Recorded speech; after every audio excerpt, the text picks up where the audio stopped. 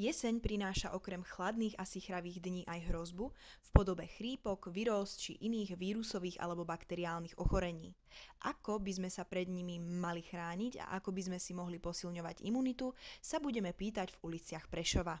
Ako posilňujete svoju imunitu? Jaj. Treba sa otužovať, trošku chladnejšia sprcha, alebo hlavne nohy. Venujem sa športu hlavne a tou zdravou stravou. To je si tak u mňa všetko. Prášokovými vitamínmi napríklad. A vy? Ja zase cvičením a zdravou stravou, ovocie a všetko to. Takže môj zaručený recept, ku ktorému sa vraciam z roka na rok s príchodom jesene, je klasický čaj s medom a s citrónom. Určite to pomáha najmä alergikom, takže na to by som chcela apelovať. Viem, o čom hovorím, a zároveň je to očkovanie. Očkovanie proti chrípke.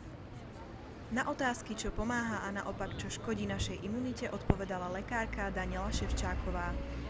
Imunita ide ruka v ruke so zdravým životným štýlom. Vhodné je dodržiavanie všeobecných zásad otužovania, ako aj saunovanie.